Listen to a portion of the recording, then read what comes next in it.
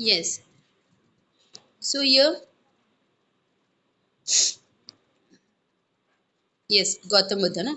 So Gautam Buddha ने जो study किए, नॉलेज जो लिए गेन किए है ना, अटेन किए, तो वो बहुत मतलब बहुत ज़्यादा किए. Okay. And that is why he came to be known as, और बिकॉज ऑफ दिस रीज़न, उनकी स्टडी की, उनकी नॉलेज की वजह से उन्हें क्या बोला जाता था? बुद्धा बोला जाता था. Okay. He wanted to know Y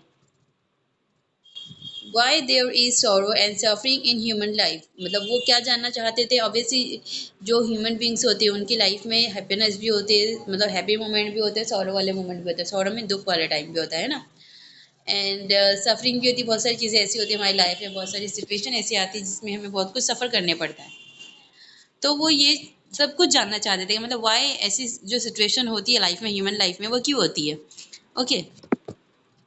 He left his home and all comfort in pursuit of the answer of this question. Yes, अब ये क्वेश्चन का जो आंसर, जो क्वेश्चन उनके माइंड में चल रहा था कि मतलब जो ह्यूमन बीइंग है उनकी लाइफ में दुख, प्रॉब्लम और ये जो सारी चीज़ें जो वो सफ़र करने पड़ती है उनको उनकी लाइफ में, तो ये जो क्वेश्चन से, ये क्वेश्चन के आंसर के लिए उन्होंने क्या किया? अपना घर छोड़ दिया. He left his home and all comfort, जितने भी कम्फर्ट्स थे उनकी लाइफ के, वो सबको छोड़कर वो ये क्वेश्चन का आंसर ढूंढने के लिए निकल गए. On Vaishakha Purnima, he was sitting in deep meditation under a peepal tree at Ruvila near the city of Gaya in Bihar. अब देखो, वैशाखा पूर्णिमा मीन्स वैशाखा पूर्णिमा एक डे होता है ना, तो वो टाइम पे क्या हुआ था? He was sitting down the tree. वो कहाँ पे बैठे थे? ट्री के under the tree. Under the tree means tree के नीचे बैठे हुए थे. ओके. और क्या कर रहे थे? वो मेडिटेशन कर रहे थे पीपल ट्री के नीचे. ओके. सो यूरुविला, यूरुवेला वो प्लेस का नेम था जो कहाँ पे थी? गाया सिटी में, बिहार में थी. Okay. That is when he attend Bodhi. अब वही टाइम पे उन्हें क्या अटेंड हुई? बुद्धि अटेंड हुई.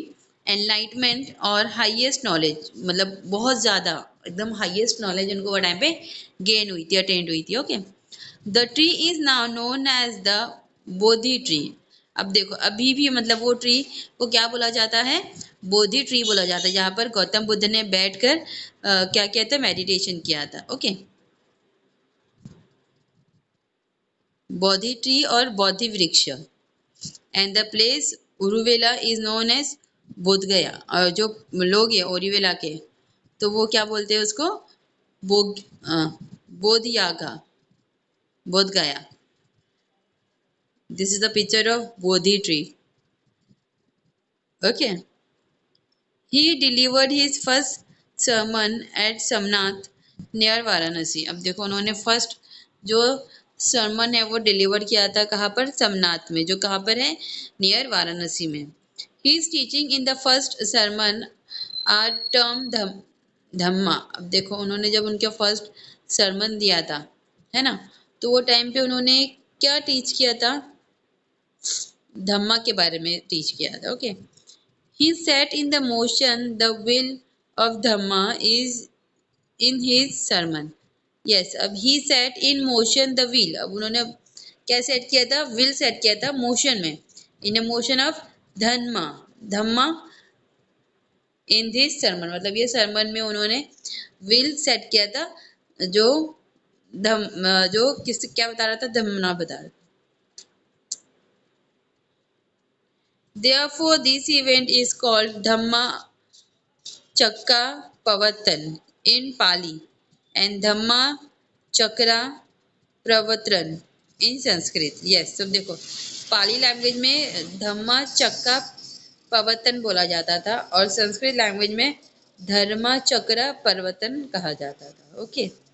Letter he travel on foot charika for nearly 45 years to preach Dhamma. अब देखो, धम्मा के बारे में नॉलेज प्रीच करने के लिए वो 45 ईयर तक अपने फुट पर उन्होंने ट्रैवल की थी. मतलब वो बाय वॉक, मतलब बाय वॉक 34 ईयर तक वो चल रहे थे, वॉक कर रहे थे. Okay.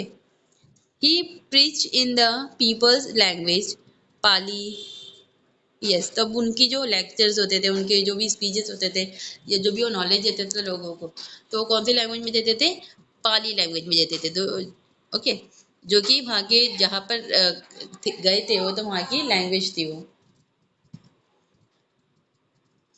In Buddhism, the concept of taking revenge in Buddha, Dhamma and Sangha is important.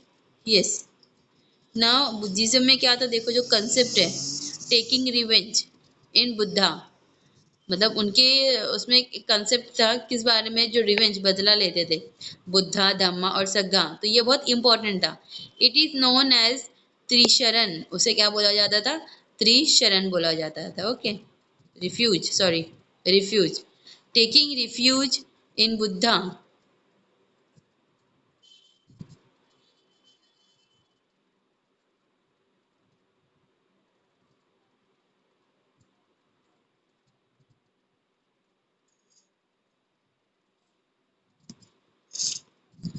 Yes, देखो in Buddhism the concept of taking refuge in Buddha. Yes, अब जो कॉन्सेप्ट है ना, टेकिंग रिफ्यूज, बुद्धा में, धम्मा और संघा में, ये बहुत ज्यादा इंपॉर्टेंट हुआ करता था। इट इज नोन एज, और उसे क्या बोला जाता था? त्रिशरण। Okay,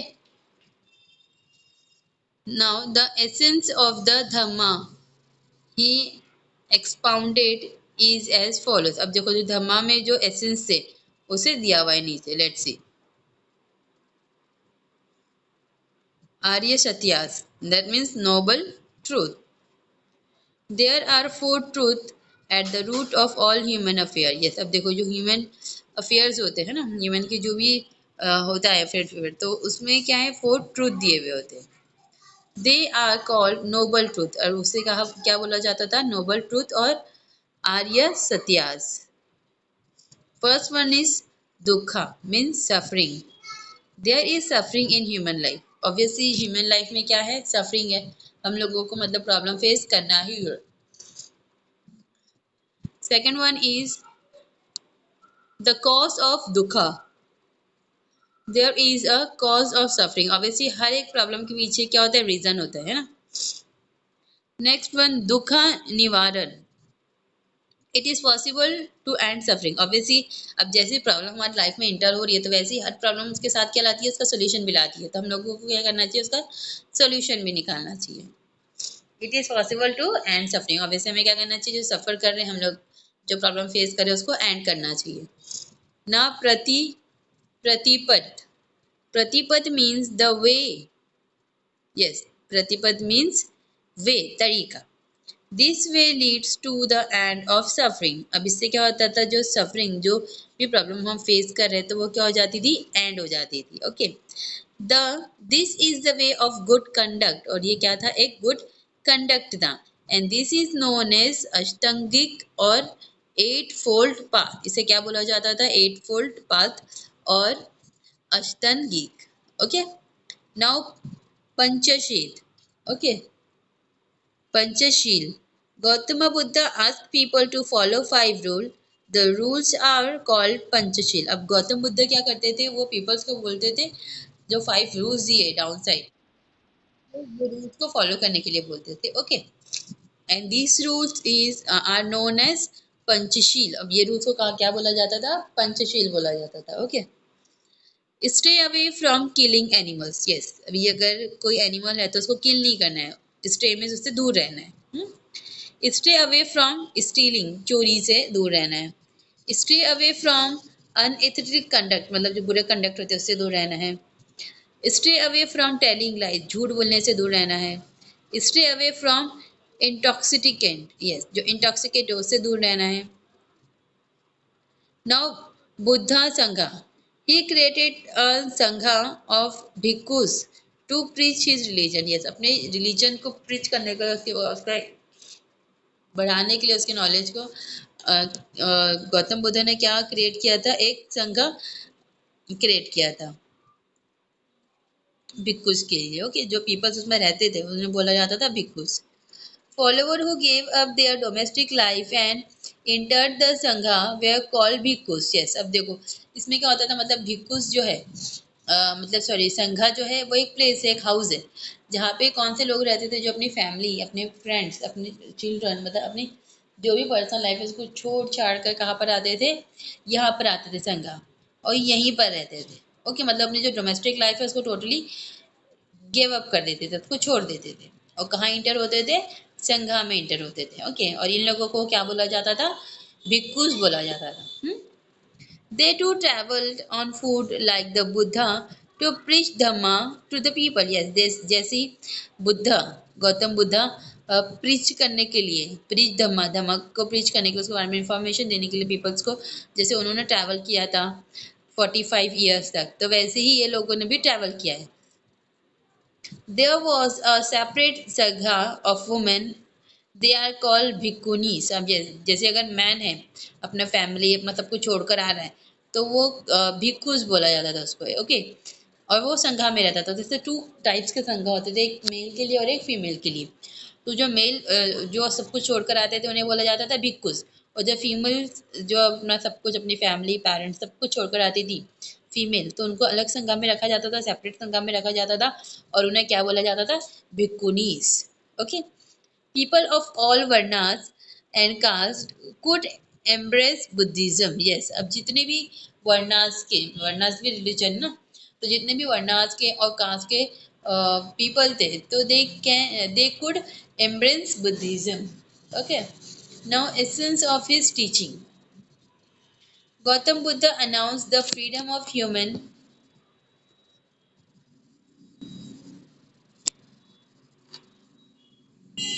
Yes, Gautam Buddh announce the freedom of human and intelligence. उन्होंने क्या अनाउंस किया था, freedom of humans and intelligence, ये अनाउंस किया था गौतम बुद्ध ने। Okay, he refuse the discrimination based on thing like Verna.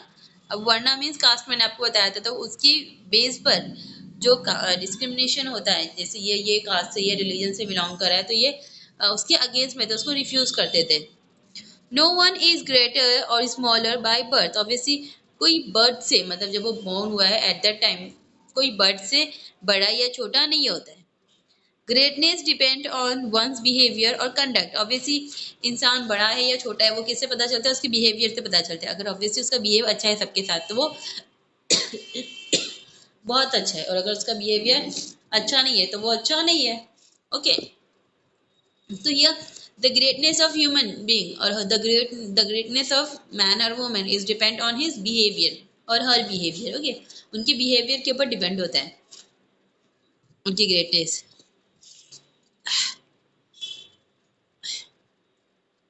One of his famous quotes is that even the little quail can chirp freely in her nest. Yes, अब उनका ये famous quotes था, even the little quail, quail's bird है ना, तो एक छोटी सी जो quail होती है, तो वो भी चिप करते रहती है, कहाँ पर, उनके अपने नेस्ट में। This shows his thinking on the values of freedom and equality. इससे हमें क्या पता चल रहा है, उनकी जो थिंकिंग है वो किस बारे में होती थी, वैल्यूज ऑफ फ्रीडम, फ्रीडम और इक्वालिटी के बारे में होती थी। He preached that, like man, women too had the right to their own upliftment. Yes, मतलब अपने डेवलपमेंट के लिए जितना ही फ्रीडम मैन को मिला है, तो उतना ही वुमेन को भी मिलना चाहिए। ओके, ये उनकी थिंकिंग थी, किसकी, गौतम बुद्धा की। Okay, he opposed the ritual of yajna. His teaching of wisdom, moral virtue, and other values are aimed at the welfare of man. Yes. अब देखो वो ही अपोज, वो किस चीज़ों के अपोज में थे, जो रिचुअल्स होते थे, जो यज्ञा के रिचुअल्स थे, उसके अपोज में थे। ओके, अब उनकी टीचिंग क्या थी, obviously wisdom means Pragya, moral virtue and other values, ये सब उनकी क्या थी, टीचिंग्स थी, जिसमें वो क्या बताते थे, aims at the welfare of man, मतलब जो एम बताते थे किस लिए, मैन के वेलफेयर के लिए, उसके भलाई के लिए।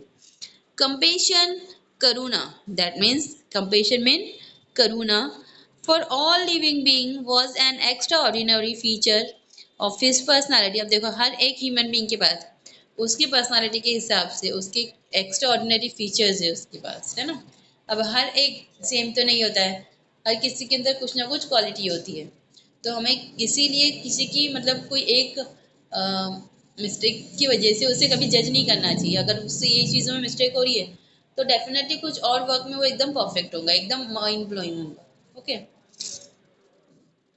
The tolerance preached by Gautama Buddha is a guiding principle not only for the Indian society but for all mankind even today. Yes, अब the tolerance preach by Gautam Buddha, अब जो गौतम बुद्धा ने जो टॉलरेंस प्रीच करवाए थे तो उसमें क्या गाइड करते, जो गाइडिंग प्रिंसिपल क्या होते थे, वो सिर्फ जो इंडियन सोसाइटी के जो लोग थे उन्हीं को नहीं सिखाते थे, वो मतलब उन्हीं को नहीं प्रीच करते थे, उनको वो पूरे मैनकाइंड को करते थे, मतलब जितने भी ह्यूमन बींग थे उन सबको करते थे। उनकी बातों से, उनके जो लेक्चर्स थे, उनकी जो प्रीच थे उससे अभी भी हमको बहुत सारी चीज़ें सीखने को मिलती है। Now Lokayata, the ancient trend of thought known as Lokayata और चरवक। यस, अब देखो जो एंशियंट टाइम की जो ट्रेंड है ना ऑफ थॉट, मतलब सोचने के, तो उसे क्या बोला जाता है, लोकायत और चरवक। ओके, जो कि बहुत ज़्यादा इंपॉर्टेंट है। It emphasized independent thought and rejected the authority of the Vedas. Yes, अब देखो ये किस चीज़ों को emphasize किया क्या करते थे, इंडिपेंडेंट थॉट, मतलब जो भी किसी के भी थॉट्स होते थे, थिंकिंग होते थे, उसको emphasize करते थे and reject the authority of the Veda, वेदात की जो अथॉरिटी थी उसको रिजेक्ट करते थे। Okay. In the ancient period, new religious trend and thought went on emerging in India. Yes, देखो अब ancient period में क्या हुआ था, new religious trend, new trend आने लग गए थे रिलीजियस में, and thought went on emerge in India. Obviously जो न्यू न्यू थॉट्स है वो भी इमर्ज हो रहे थे हमारे कंट्री में। Later on religious like Judaism, Christianity, Islam and Zoroastrianism also took root in the Indian society. Yes, इसकी वजह से क्या हुआ था, जो अलग अलग जो रिलीजन्स है वो हमारी कंट्री में स्टार्ट हो गए थे ना। जुडाइसिज्म,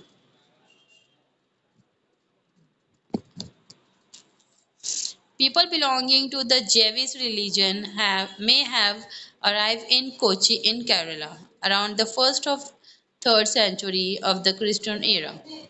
यस, अब देखो जैविस ये भी एक क्या है, रिलीजन है, जुडाइशियम ये भी क्या है, एक रिलीजन है। तो ये जो रिलीजन, तो वो कहाँ पर अराइव हुआ था, कहाँ पर स्टार्ट हुआ था सबसे पहले, it was started in Kochi. कहाँ पे स्टार्ट हुआ था, कोची में स्टार्ट हुआ था। It is in Kerala. और कब स्टार्ट हुआ था, around the first of third century, मतलब फर्स्ट थर्ड जो सेंचुरी हुई थी, फर्स्ट थर्ड क्रिस्टियन ईरा की, जब से स्टार्ट हुआ था। They believe that there is only one God. Yes, अब वो क्या बिलीव करते थे, क्या सिर्फ एक ही गॉड है। जैसे हम लोग बोलते हैं ना कि ये अलग गॉड है, वो अलग गॉड है, बहुत सारे नेम्स बताते हैं गॉड के, तो वैसे कुछ नहीं होता है, गॉड कितने हैं, एक ही है। मतलब देखो जुडिशियम वाले की जो थे पीपल्स जो थे, उन लोगों की क्या थिंकिंग है ना। Judaism emphasized justice, truth, peace, love, compassion, humanity, charity.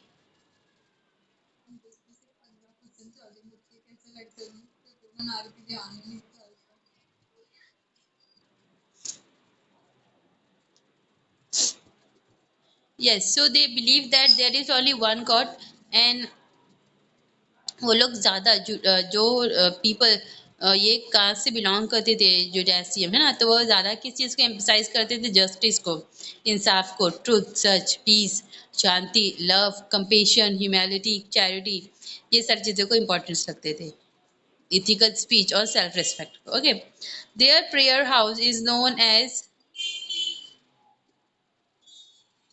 साइनागोग्स। Okay, देखो ये पिक्चर्स दिख रहा है, लुक एट दिस पिक्चर, ये क्या थी उन लोगों की, रिलीजियस प्लेस थी। ओके, जहाँ पे इन लोग प्रेयर करते थे, so it is known as साइनागोग।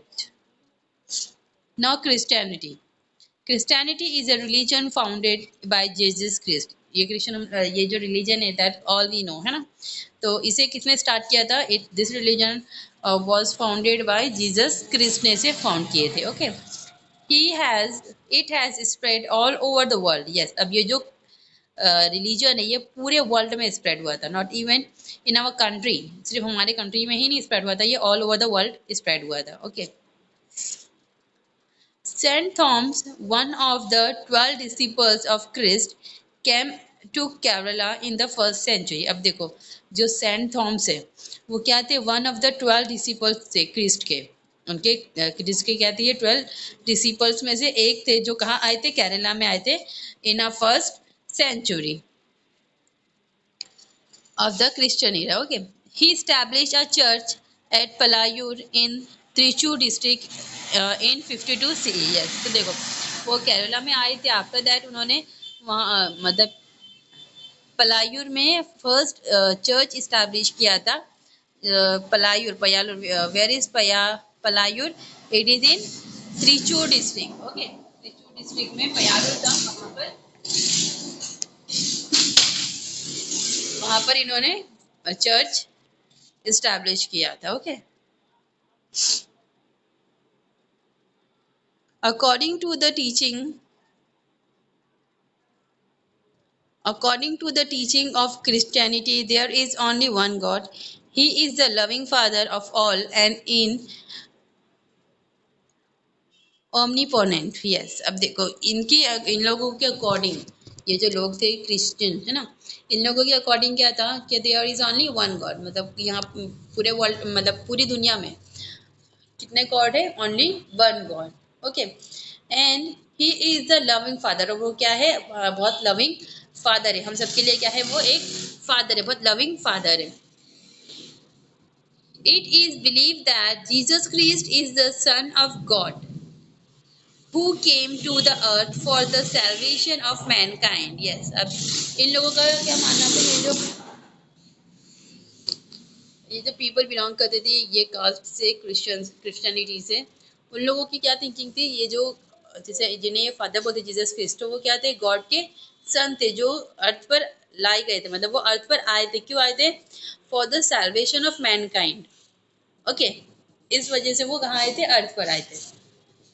According to the teaching of Christianity we are all brother and sister. Yes, according to the teaching, obviously जो क्रिश्चियनिटी की जो टीचिंग है उसके अकॉर्डिंग जितने भी लोग हैं वर्ल्ड में, दुनिया में, तो वो क्या है, we all are brother and sisters. Okay, we should love everyone, sorry, we should love everyone including our enemies. Yes, हमें सबसे कैसा बिहेव करना चाहिए, लव वाला बिहेव रखना चाहिए। ओके, इंक्लूडिंग आवर एनिमीज, मतलब हमारे एनिमीज के साथ, हमारे जो दुश्मन है, जिनका बिहेव हमारे साथ अच्छा नहीं है, उनके साथ भी हम लोगों को कैसा बिहेव रखना चाहिए, अच्छा बिहेव रखना चाहिए। उनके साथ भी हमें लव और केयर के साथ रहना चाहिए। Okay, the Bible is a holy book of Christianity and their prayer house is known as church. Yes, अब जब बाइबल होती है, जैसे हम लोग हमारे मुस्लिम पीपल्स का कुरान शरीफ होता है ना, हॉली बुक, सो वैसे ही बाइबल उन लोगों की क्या है, हॉली बुक है। ओके, एंड जहाँ पर वो प्रेयर करते, द प्लेस जहाँ पे वो प्रेयर करते हैं, प्रेयर हाउस, तो उसे क्या बोला जाता है, चर्च बोला जाता है। We can see so many church in our country, in our town also, in our cities also, है ना। जिससे हमारे ठाणे में भी हम लोगों को बहुत सारे चर्चेस दिखाई देंगे। तो this is a picture of church. Okay,